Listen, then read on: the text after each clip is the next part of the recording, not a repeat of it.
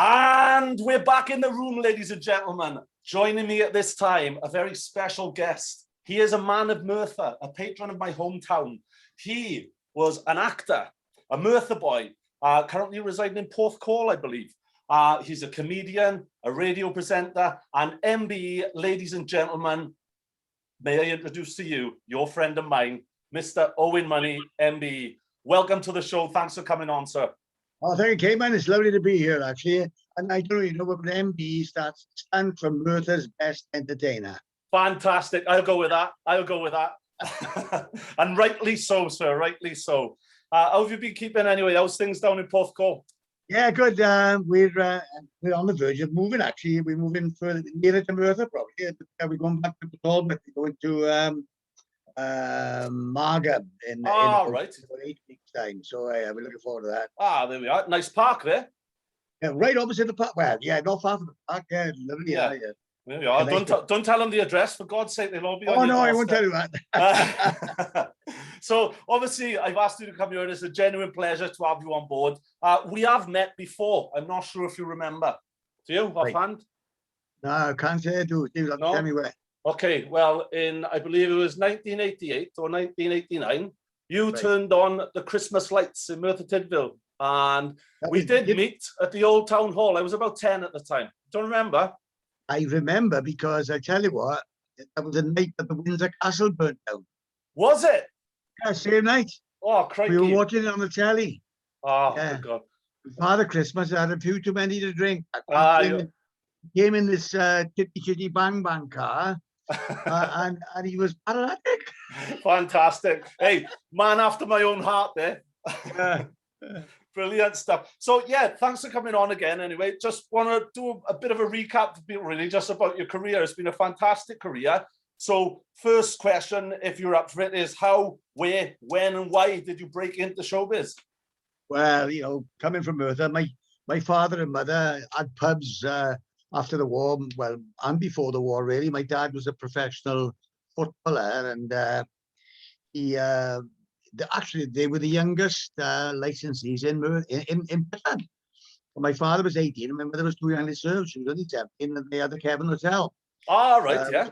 The private hotel, but yeah, and they had the Red Lion in the Hillgerrig. They had the Royal Oak down by the fountain, and finally, where the Castle Hotel is now in Merthyr, was the Beehive. So, you know, they were the 4 pubs that I knew that my mum and dad had.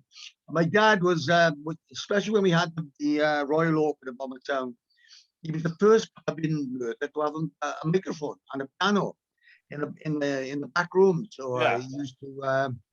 He wasn't a great piano player, but he was great with his right hand, but his left hand went everywhere. So, so he used to play the melody, and I'd get in there and sing a couple of songs, and it just went from there, really. And I always remember the TAs from Senny Bridge used to come down once a month, and they all came to my father's because it was like there was a microphone there, and nobody else had one. And I get up and sing Little White Bull or The Garden of Eden or something like that with my father playing the piano. And they'd have a whip round for me. I always remember they'd have it in a pint glass. And it was like shillings and 2 bob pieces and half a crown. They ended up with about 17 and 6. I said, I'm only going to work now when the TAs are here. Otherwise, I don't get no money. So that was my first paid gig, really. And I always remember it. That's the way. Fantastic stuff. So from there, did you not move on into the music industry for a bit? Well, not really. It was, obviously, I was a big fan of the early days of rock and roll. Buddy Holly, big fan of Buddy Holly's, and Elvis, of course, Eddie Cochran, and people like that. And I sort of tampered with it. I always remember I wanted a new guitar for Christmas. And we were, Robert Edwards, big drummer, and Clyde Meek was the other guitar player, and I was better than him, and I couldn't play. We were in a talent show in the Theatre Royal in Merthyr. Yeah. And I looked behind the wardrobe, as I always used to just before Christmas, and I could see there was a brand new guitar there. Awesome. So I snuck it out from there, and I smuggled it out of the house, and I used it in the talent show. There were only 5 people in the talent show, and we came 5th. But my photograph was on the Murder Express with this guy. And my mother said, "Where the hell did you get that guitar from?" I said, "Oh, it's not mine, it's my mate's." You'd half pinched it earlier, do? He went to the grave not knowing. Oh, good I God. pinched it. Borrowed it. Yeah, but that was my first foray into it, really. And then a guy called Clifton Price, who lived in Buckingham Place, and Clive John, who was in the bystanders. We formed a little band called the Crescendos, and Robert Edwards was with me, and we went from there to the bystanders, and it just got better and better and better for me. You know, I was never the greatest of singers, but I still not. But you know, I got away with it. You know, and we had a great. Well, the bystanders were a fantastic harmony band in the from Merthyr. There's only two of us still alive, and three of them sadly passed on. But we had a great notoriety in Wales, and then I'm signed with Pie Records, and the rest is history. They evolved into the man band. You know, I had the sack, and that's really when it all started for me. I always had jobs, and then I formed my own band called the Cheating Arts in 1965. And we had a gig in Germany, and Robert Edwards, again, he was in the bank in Mountain Ash. He never even told us whether he was going or the finishing work. We picked him up, he had his bag, and off we went. She didn't know where he was for a week. Oh, good God, just like that. Yeah. We lived in London for a little while, and then we went to Germany for a couple of months, and then came back, and you know, I had it then. The bug was there. And then what happened then? Along comes a woman and you get married. So, yeah, I tried that myself. It don't work for me, but that's a whole other podcast, you know. Yeah, but your daughter's in the music scene now as well, is she, Katie? Is that right? Yeah, Katie. She's exceptional. All the talent I always wanted, she's got it. Yeah, she's great looking. She can sing like nobody. Yeah, I tell her what, I don't know where she comes because my father was a good singer. My mother was hopeless. I'm hopeless. My wife's hopeless. Where she came from.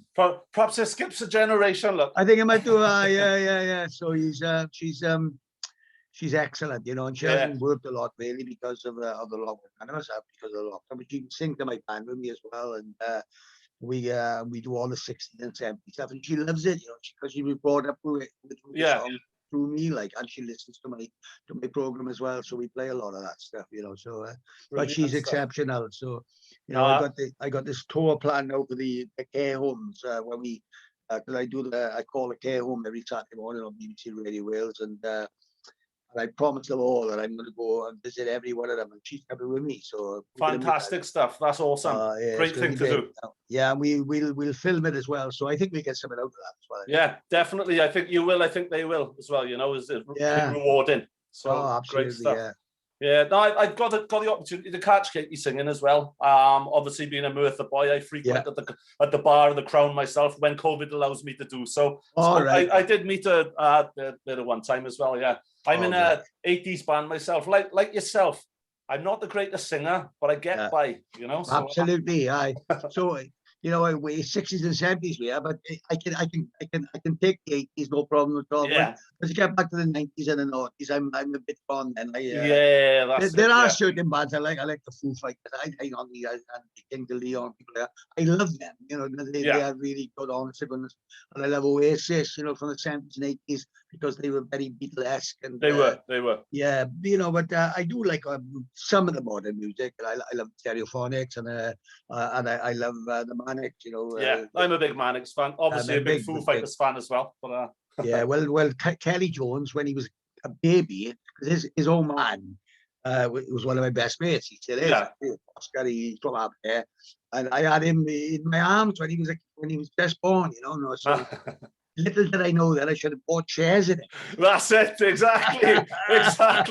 Or cut a lock of hair or something if it was any at the time. You didn't have any hair then, he was born. You know, an eyelash. Yeah. But great stuff, man, great stuff. So we talked about pubs and that as well. Your parents were publicans. Yeah. Did you not run a pub yourself for a while? I did. I ran a few pubs. First pub I had was I think it was a Slipper in Dowlas, actually. I know. The Prince of Wales. Yeah. We had live entertainment there. It used to be great. I still love it there. Brilliant stuff. And, you know, we had a lot of complaints from the from the neighbours for the noise. So what we did, the brewery installed like treble glaze in it. It was incredible. You couldn't do the thing once this was in. Proper But people kept- soundproof. But people used to bang their head against against the window, but they thought the window was further away than what it was. Yeah. But it was lovely. We enjoyed that. And then because of the success I had there, the brewery, we were with Whitbread, and they were renovating a pub in Swansea, and they had a music and dancing license, which was very rare to have in those days. And they asked me if I'd like to go and run it. So we made a big decision. Yeah. Was that the Harvard? The Harvard Inn, it was the LA, it was called, we call it, they call the Harvard LA, the Lower Harvard. Swansea Park, it is, like, you know. Yeah. So we moved there, and I tell you what, for a couple of years, it was flying. I mean, we had music on every night of the week, and heard of it, Swansea, you know. It was only the Main Street. There was one little bar they used to have the Kremlin East on, and that was it. Nobody else had any music live anywhere. So it was great. We had some great bands in there, you know, and we had famous people like Spencer Davis who come there quite a lot. I remember I was in the one evening, this is a true story actually, and we were playing pool. It was on a Monday night, I always remember it, and I was playing pool with one of the customers, and this guy came in with long blonde hair, like, you know, really long hair. Yeah. He looked down, he said, are you Owen? I said, yeah. He said, I'm staying with Terry Williams. I went, it's Robert Plant. No way. I said, Robert Plant? He said, yeah.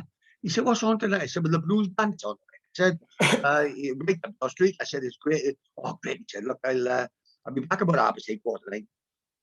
Low profile, don't tell anyone. I said, no problem. Yeah, right. Oh, everybody was coming. I said, hey, Robert Plant's coming. He went, okay. And all of a sudden, 10 to 9, and he walked, and he's a big tall guy. Like, yeah. Big presence. Yeah. And he stood by the bar. You know, I guess. Well, I told everybody David Bowie was coming to follow me. He was lovely. He was really nice, because Telly Williams, the drummer, used to retire straight then. He's a big mate of mine, you know, and you know, the Swansea scene Swansea's always been very good for me, because we're in the 60s with the bystanders, we were huge in Swansea. Yeah. And that was the catalyst for it all, really. You know, they really know their music on that area, and you know, it just went from there, and I loved it. And then from there, I had a nightclub in Port Talbot. Oh, did you? The Starlight Rooms, where we went from a busy pub to a club, which the brewery renovated it as well. I was having 2 drays a week there. You know, it was so busy. I'm talking about the mid-80s. We were taking about £25,000 a week.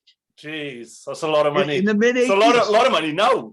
A lot of money, yeah, but we were, you know, there was a lot of money to pay out as well. Yeah. Run by electric, all the heating was electric, and the rates were phenomenal. You know what I mean? It was really. I can imagine. So we didn't make a massive amount of money, but it was an experience I loved, and I called on a few people I knew in the business. But by that time, I was a stand-up, just doing stand-up, and you know, I knew Bernard Manning, I knew a lot of people like The Real Thing. I knew they came. We had Sid Lawrence Orchestra there. Chaz and Dave I knew quite well, and so they all came in to be favors, you know, and so we for about 3 years we had it right away then, but then it went, you know, something else over the patrol, and then they all sort of went from there, bang, on. And then we never saw them again. Bloody hell, jeez. So from the pub trade, you started doing stand-up alongside, did you, or? Yeah, well, yeah, I was doing, when I was in a band called Tomfoolery in the 1970s, their comedy show.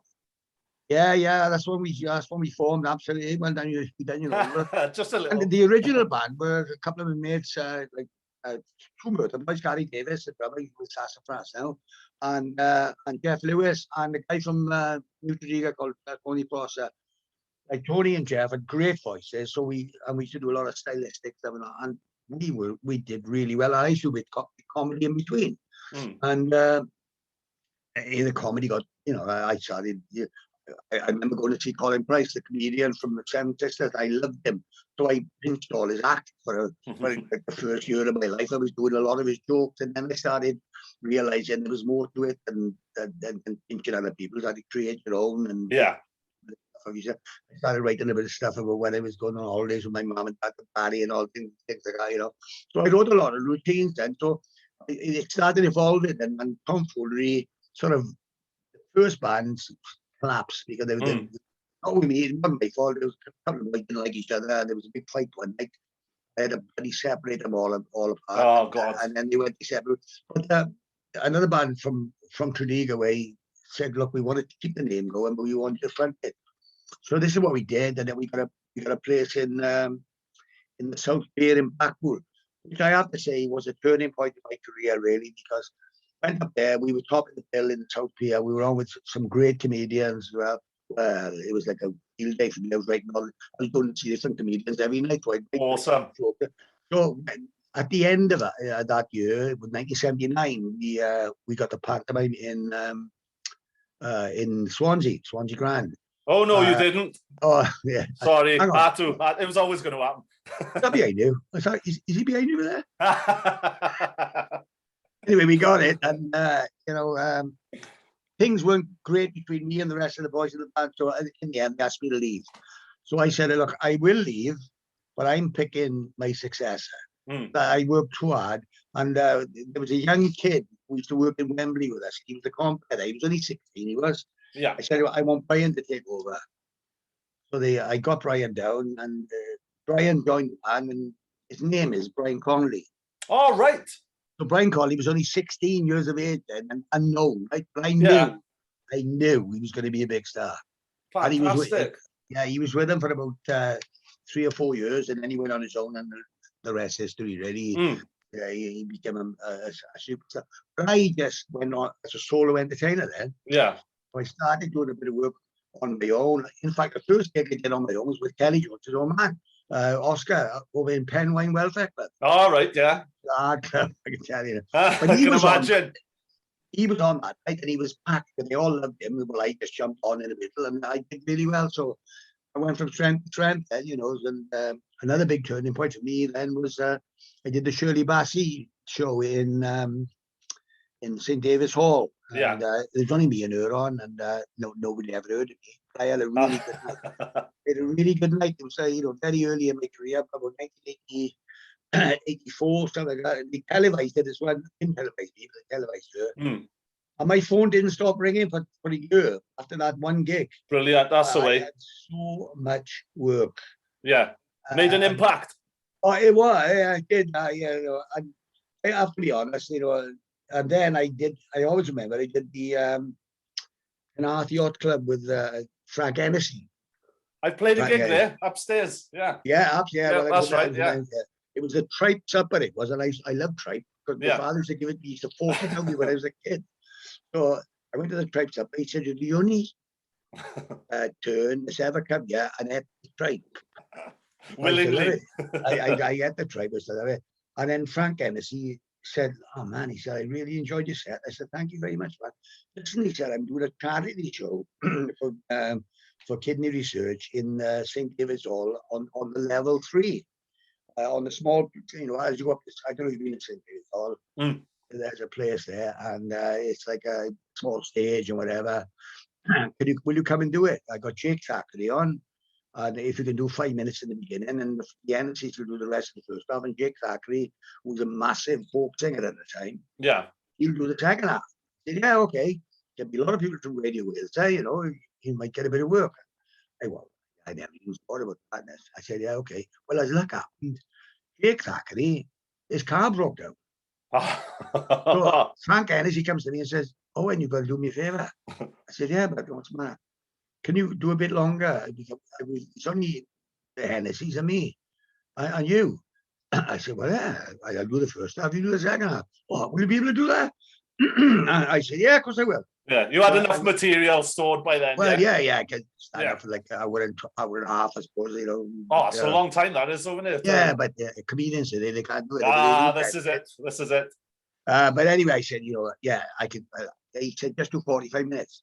I went on. I'm not kidding. I had a fantastic night. There was a lovely audience in there, and there were a lot of people from Radio Wales in there. And there was a guy there called Bob Atkins, who was the editor of Radio Wales, and his assistant called David Peat. David Pete was only about 20 odd then. He's now married to Nessa from what's it called? Gavin and Stacey, yeah? Gavin and Stacey. Yeah, Ruth Jones, yeah? Ruth Jones. He's Yeah, now yeah, married. yeah, He's now married to Ruth Jones. Well, he wasn't married to her there. I can tell him. Remind me to tell us something about Gavin and Stacey before we go. Anyway, we'd like you to come in and do a pilot to a radio show. What's that? I think we'd be great, tell a few jokes, say this and do that.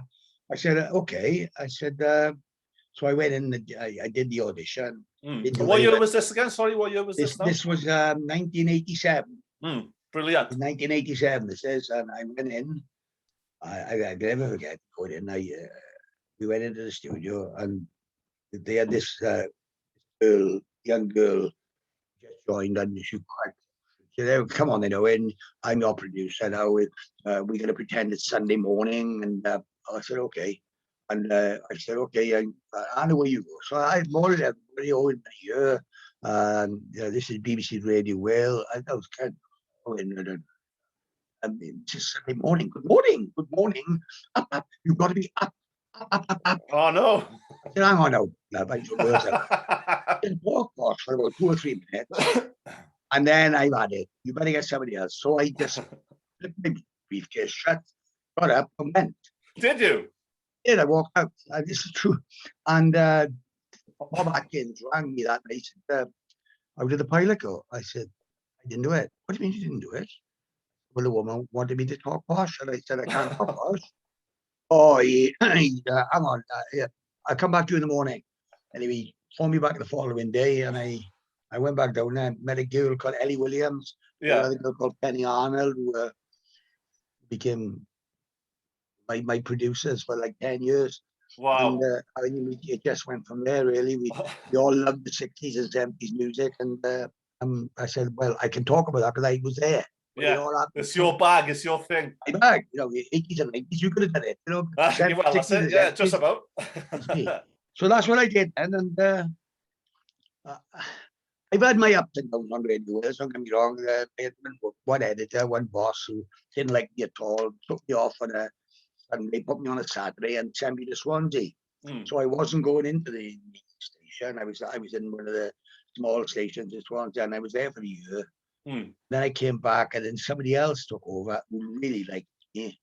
And then Di Smith, who is 40 years, Ponty boy. Yeah. Owen Smith, the MP, is his father. He loved me, and he was our editor. And then in 1997, I was nominated for a Sony Award. These are like the Oscars, the radio Oscars. Yeah. I got nominated for 2, and the station got nominated for the best station. So we had to go to the Grosvenor Hotel in London. Fantastic. And I always remember it was a day about 4 days before my 50th birthday. It was. Yeah.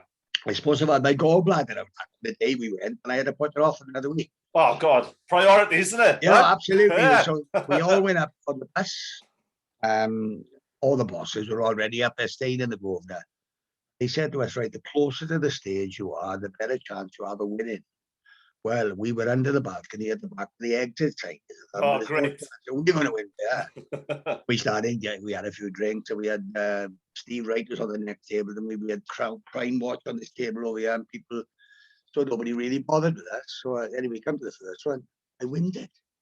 I win the program, the sequence program. Yeah. So the Owen Money show. And then the presenter of the year, then I won that. Oh, fantastic. Nobody ever won 2. But then Michael Aspel, he was a guy, and he was the compere. Yeah. And Major Kennedy gave me the one, and Catherine Ahern gave me the other one. Well, and then we won the station. We won 3. Brilliant. I came back from London. They couldn't ignore me anymore, Exactly. From 1997 for 10 years, 8 to 10 years, I had television series. The BBC gave me a contract, a lot of money a year, which I used to go in on January and they signed the check. I never did, but they give me this contract, so they had to pay me the money. Fantastic. And then we had an editor, and you're only as good as your editor. You see. Yeah. These are the boss of the radio, and she came in and she didn't like me at all. I was sacked from the afternoons, and I think I was on my way out. But why was that? Was it just a clash of personalities, or just didn't like me? Yeah. He just didn't like, I could blame her, I could name and shame her, but that's because you run, sometimes I've had editors who, one editor came in, he said, well, I've edited you, I better do something with you. That's what he said. Charming. So you get people like that. And the editor we had a couple of editors after her, and I got sort of back in the frame, sort of, and back again. And I kept telling my editor, the last one, I really think we should do a Sunday to complement the Saturday, because we do the Saturday show. I don't want to do it. I said, Sunday show, it's crying out for a show on a Sunday morning. No. Anyway, the new editor comes in, and within 3 months, I'm out for dinner with him. And he said, look, I want you to do Sunday. Now, both programs are the most listened to programs on the radio. They're both of them, so, and, I think I owe my success to being who I am. Like, if I listen to the woman saying, come on now, you can come on in. Yeah, it's not real then, is it? It's not real. I can't do it, but you know what I mean? I can't, I just can't do that. And I think I've always thought of the microphone as my best friend. So I speak to the microphone as if I'm talking to the world. And and I know people are out there listening, and I know more and more people listen every single week now. It's we've got a phenomenal following, and it's fantastic. Don't get me wrong, I'm not everybody's cup of tea. And there's people out there can't stand me, can't stand my voice, and there's people out there I can't stand. You know what I mean? Exactly. Horses. You're never going to please everybody. You're never going to please everybody. Exactly. I've tried to hone in on my era. The type of people who I know are listening and enjoying the music. And on a Sunday, I try and give them a little bit more information about the music that I'm playing. On a Saturday, they have the requests, and we just block. We could be on for 5 hours. We could be on for 5 hours on a Saturday. It's half busy. So, I think the success started, at a humble beginning. The first gig we did was in Merthyr Servicemen's Club, and they wanted to pay us off, but we stayed there. We didn't have far to go. We had to go across the road. Anyway. From there to where I am now, and in between, I got nominated for an MBE, which was fantastic. I went to see the Queen. People asked me, what did she say to you? And I said, you're not going to believe this. I walked up, I said, Owen. He said, yes, ma'am. How did Merthyr get off on Saturday? She didn't say that, mate, but I'm sure she did, man. I'm sure she did. It's a cool story. Can't we keep that? Yeah, we should keep that, I think. Yeah. I like it. No, it's been a bit of a bumpy ride, but mostly it's been great, for me. And I've always, I'm very mindful of, trends changing. I'm downsizing my house. I'm moving to Markham, so I won't have a mortgage anymore. Oh, happy days. I had a big investment in Merthyr, which went the wrong way 10, 15 years ago now. I lost all my money in that. So, I had to start again, but I'm happy with my bit, you know what I mean? Resilient. Sorted out, resilient and bounce back. Yeah. That's the main thing. That's all we can do, my friend. That's all we can do. Yeah, absolutely. Yeah, you're right there. But, we've all had our ups and downs. But you mentioned earlier on that you used to borrow material. I got a small confession to make now. One of the first gags or lines I heard from your good self back in the day. I was on the Rob Brydon show as an audience member. He wanted interesting audience members, he did. So I used to be a professional wrestler. So I wrote in, etc. And then he planted me in the audience, basically, giving away the scoop now, right? But he called me in the audience. Oh, where are you from? And I quote, I'm from a little town near Hoovers. Do you remember that gag? Little village just around Hoovers called Merthyr. That's it, yeah. See, I got it wrong. I made it my own. Okay. Well, what I do now, when we start, it's a little village just outside Trago Mills now, it is. There we are, yeah. That's it, yeah. It's evolved, Yeah. Well, Rob Brydon, he worked with me in like an example, I survived and he never. The editor sacked him. Really? Sacked him. And I went, and he comes to me, he says, "Oh, and I don't know what I'm going to do." I said, "Rob, you're the most talented man they'll ever have they'll never have on the station." I said, he said, "I've been offered to do these voiceovers, selling sort of cricket on the some channel, something channel, selling jewelry." And I said, "You can talk for Wales. Just go and do that. Get yourself sorted." And he wrote, the one with the driver, Marion, and whatever it is. And then he rang me up about 10 years. I did a gig in the Felix Morgan Hotel, and he was there. He was recording Gavin and Stacey, the very first series of Gavin and Stacey, because they came on my afternoon show, Ruth Jones and James Corden, because they were unknown. And I said, I was talking to Rob Wright last year. Like, "Oh, he's in it." Yeah. So he came to see me. I did my gig there, and he was in the audience. He just came to see me. And I get a phone call. I'm working in Bancos in Port Harcourt, and it's Rob Wright. Yeah, "Hi, Rob, right?" Yeah, he said, "Look, I'm doing a series called Annually Retentive." He said, "We're on the second. We've just been commissioned with the second series, and I got a little part for you. I'd like you to come up with my dad. It's only for one scene in the office, and if you can come and do that, that would be great." He said, "I sent you over the script." He said, "Well, we can ad lib." I said, "Yeah, great, I'll do it." Brilliant.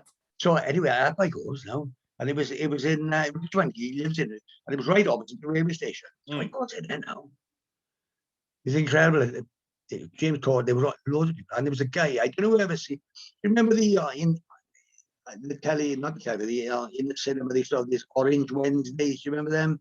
When Orange. Oh yeah. You 2 for had 1 an Orange orange Wednesdays. phone. Yeah, you had a code. Orange phone card. You'd get in. Well, they made these videos. Like they had one with a shark guy, and they had one with Steven Seagal, and on a golf course. And the guys that used to do it, there was one American guy, and there was a bald guy there with a ginger. Stephen First, his name is, right? Yeah. And he's in the office. He's there now. So I start talking to him. I said, "How's it going, Steve?" No, I didn't. I said, "You're the guy on Orange Wednesday." And I said, "Yeah." And Rob heard this now. So I said, "That is great. Nice to talk to you." And I said, "Oh, yeah, I'm playing his dad, and I don't know when I'm going to be." So Rob said, "He said, what I want, you come up to London. You're in awe of all this now. I'm a big star up there. And this guy, Stephen First, he's a mate of mine, and you blocked him. Can you ad-lib something?" I said, "All right, okay." Bloody He right. said, "Right, have a cup of tea." So I got a cup of tea there, and we film it. So I said, "I know you, don't I?" I said, "Oh, yeah. I'm sure I know you, man." I said, "I know you, man. You the guy on Orange Wednesday, you the guy that we can't get in the cinema for the students because they all come early." And he's like, he was good, mate. I said, "I love you." I said, "You're brilliant." Especially the one when Steven Seagal got blown up in the golf buggy on the golf course. That was a brilliant one. He said, "I wasn't in that one." I said, "Well, you should have been. You should have been in that one." Oh, I said, "Can I have your autograph?" He went, "Rob, can you get me a pen?" What's your name, bud? What's your name? Stephen Bear from Orange Wednesday. You got to sign an autograph for me. Cut. And they kept it all in. It was brilliant. I went from having a 3-minute part to being in 3 episodes. That's fantastic. Yeah, it's funny how things go for you like that. You know? That's it. You've got to be ballsy, haven't you? You've got to be ballsy. You've got to have a bit of luck. My grandson, last August, we were out in Spain, and he does a bit of pacto with me. Like he does. He did one of the Lost Boys in Peter Pan. And so his mother said, "Oh, he goes to stage school." They've asked him to go and audition for a show. They want a 10-year-old, one 10-year-old with blue eyes. I said, "Aye, okay." So they were late coming to Spain, so I had to book one. So "How did it go?" "How did it go?" He said, there was about 250 people there, man. They're all posh, and they're all actors. I read it. He said, but anyway, he gets the part. Yeah. So he played in the Christmas special. He played Harry with Gavin and Stacey's son. Wow. And he's right in the very beginning of the Christmas special that was on last year. Yeah. That's my grandson. Oh wow! I didn't. Never made that connection. That's fantastic. So that's brilliant. And I'm so proud of that fact, you know what I mean? Of course. He was just sublime at it. He was fantastic at it. He hasn't had any work since, but he don't mind, you know. Well, you know, it'll come. It'll come.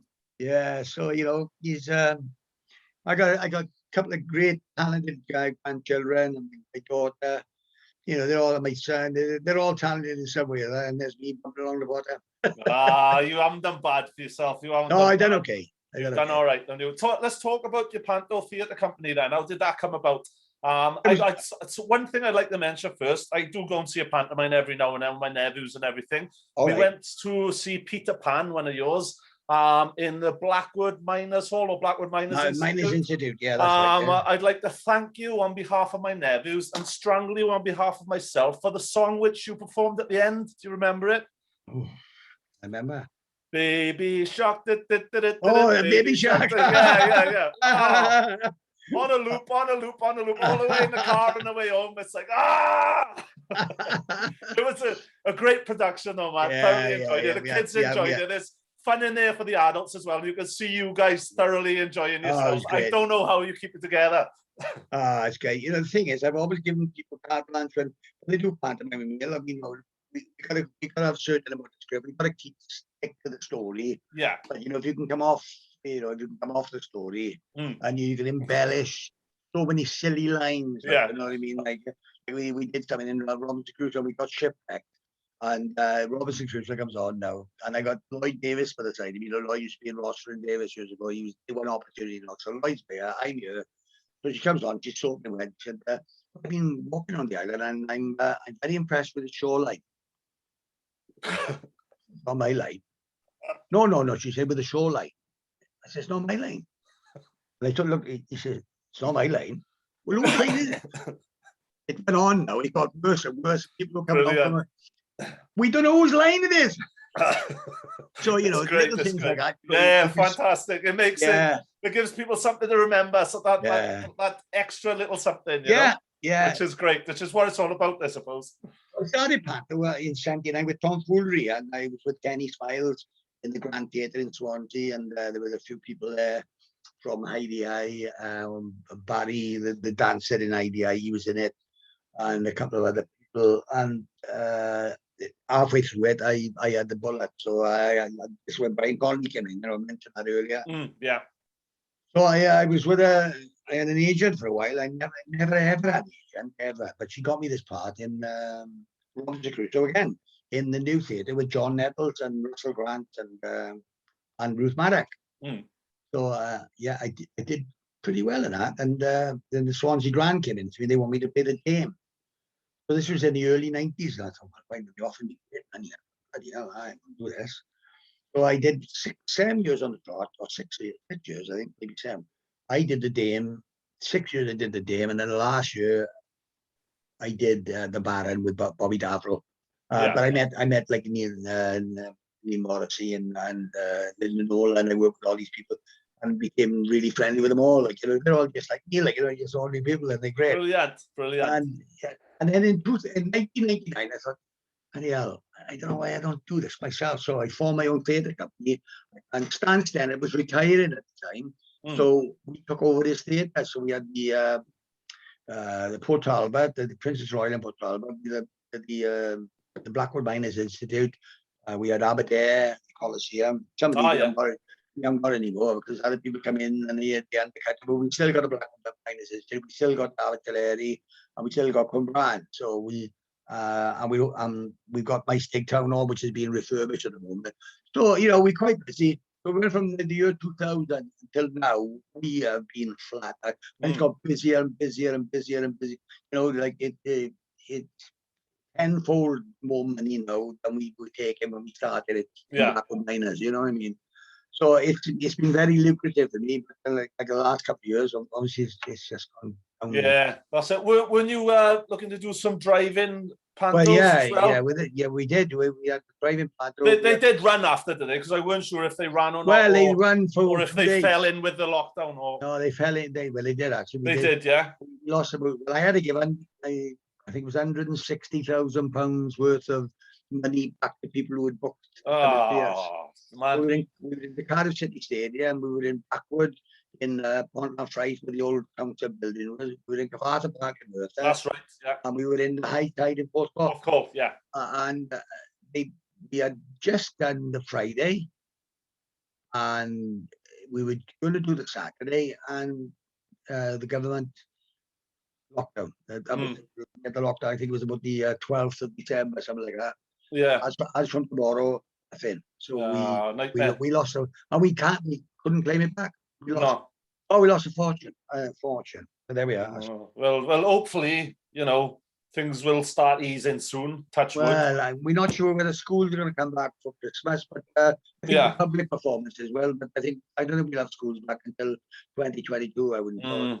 Yeah, but as long as we keep heading in the right direction. Oh yeah, I think so. I hope so. Yeah, I do hope so. But we just got to stay positive and keep moving forward. I think. Yeah.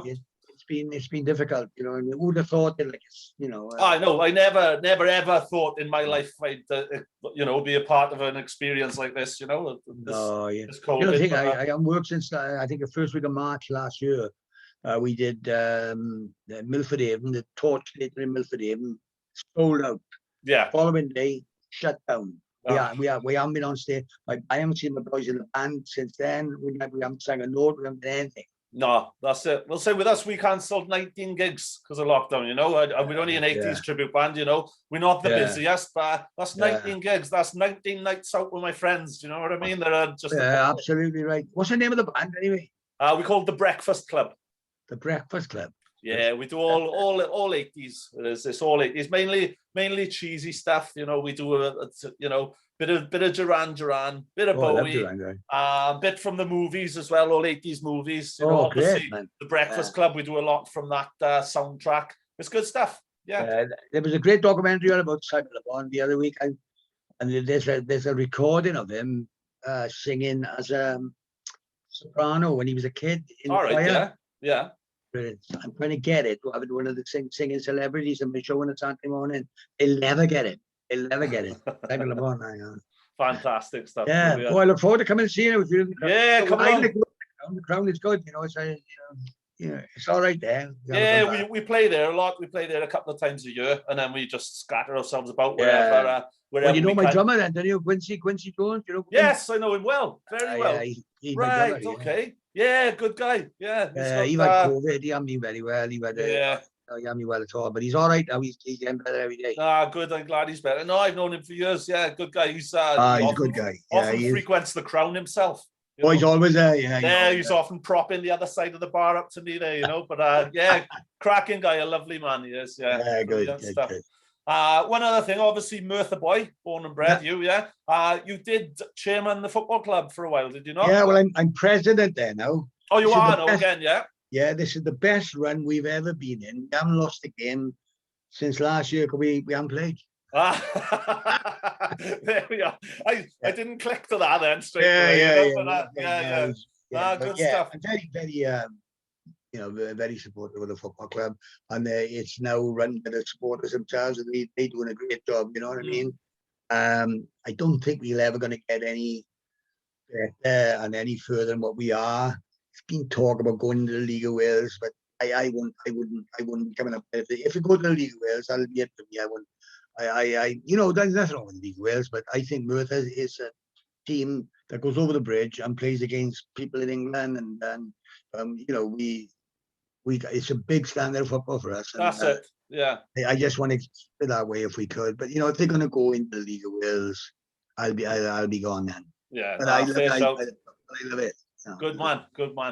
Brilliant stuff. Well, hopefully they'll be back on the pitch and opening up the gates again sometime soon. Same with everything. Hopefully some things will start to get back to normal. I know the pubs are starting to open outdoors again at the end of the month, and that would be great. And some of the non-essential shops are starting to open back up, I think, on the 12th. So touch wood again. We are getting there slowly but surely.